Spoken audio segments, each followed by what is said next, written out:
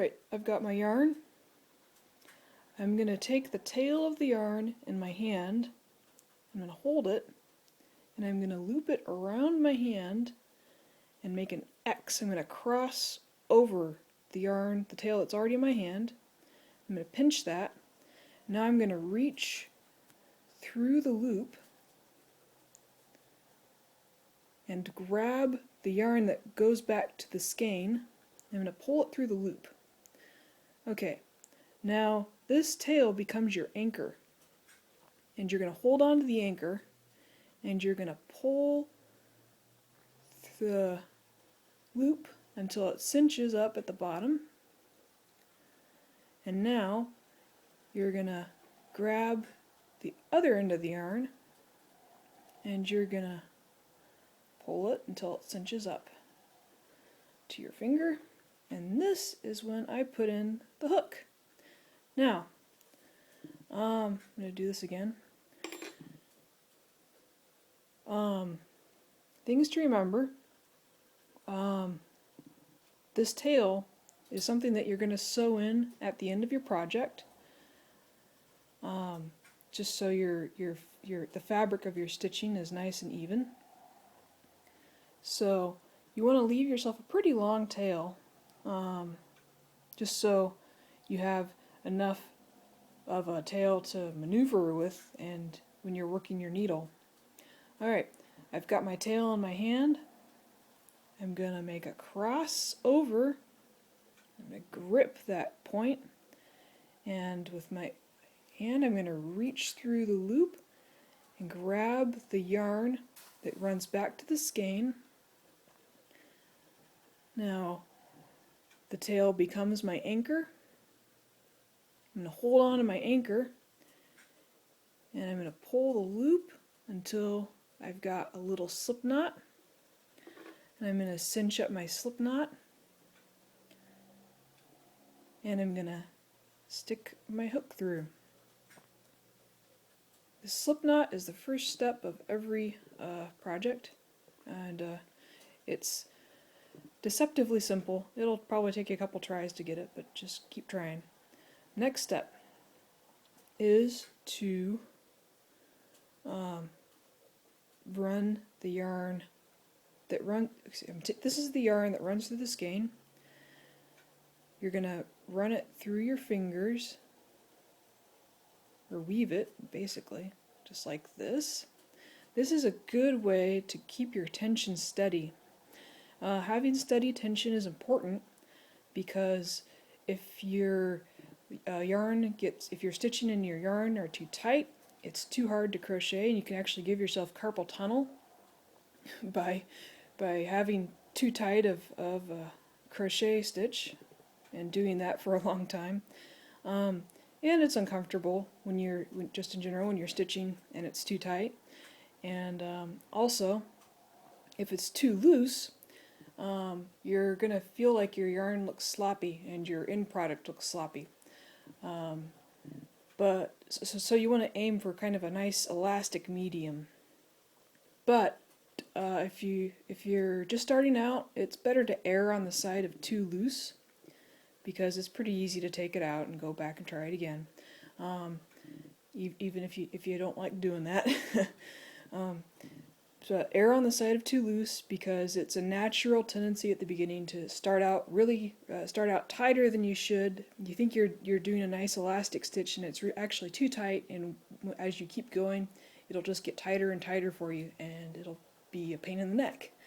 Alright, so all I've done is I've made a slip knot, and I put the hook in it, and I have wound the yarn through my fingers,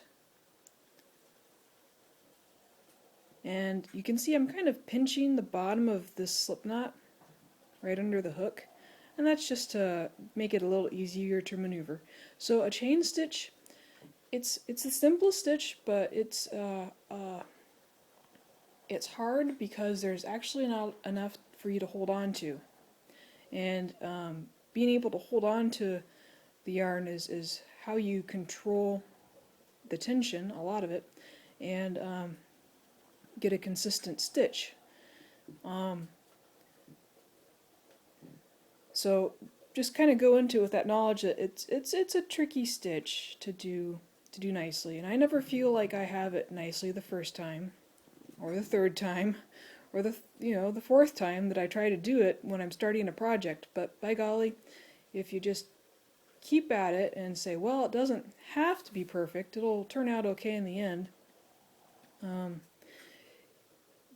It's about getting past that first chain stitch and starting the project, and the rest of the project is going to look great, and you won't notice that you had an inferior, or what you think is an inferior chain stitch to begin with.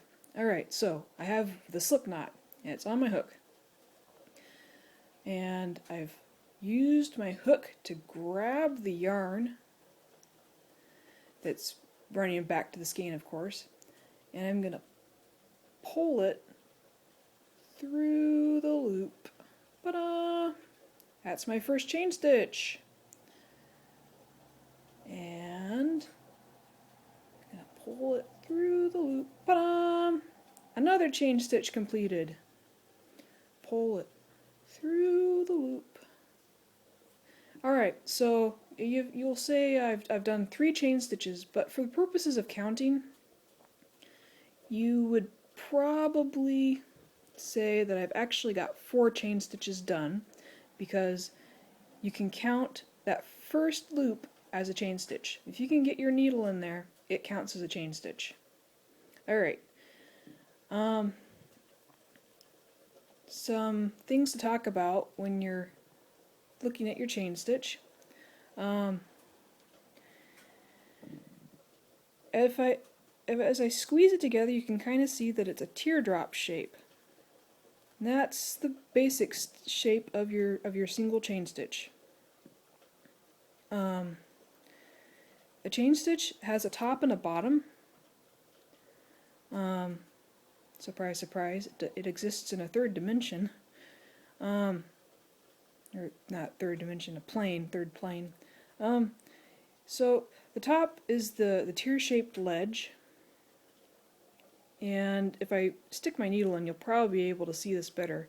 But there's a third piece of yarn, strand, that goes under the ledge. That's the teardrop shape, and that is the bottom of the chain stitch. So see, top, the tear-shaped ledge, bottom, an individual strand.